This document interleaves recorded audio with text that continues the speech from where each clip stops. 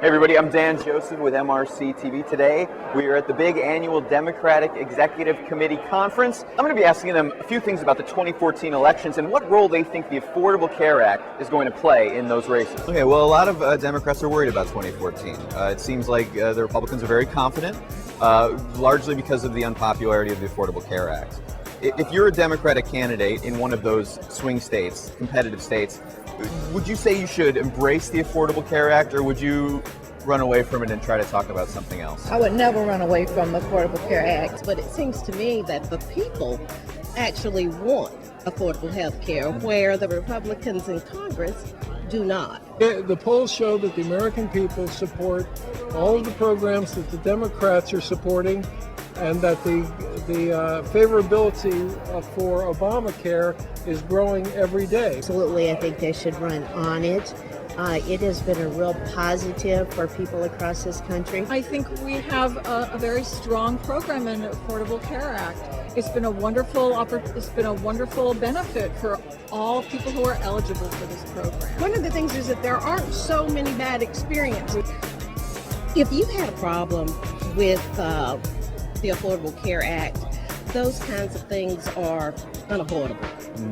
You're going to have bumps in the road. As more and more people become familiar with the Affordable Care Act, you're seeing more and more people who like the Affordable Care Act. Politically speaking, though, it seems like it's kind of a dangerous issue for Democrats to talk about. It's unpopular. It seems to be, hurting the president. It's not, to me,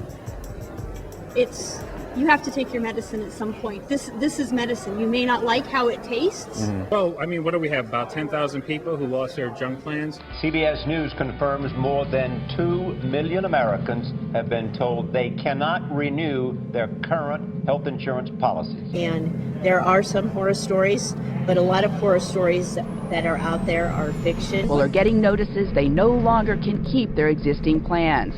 In California, 279,000. I think that they oftentimes will find someone to say that this has happened to them, but when you look at the situation itself, it's not exactly what happened. In Michigan, 140,000. I'm of the opinion those individuals are very isolated. Florida, 300,000. And I'm not so sure that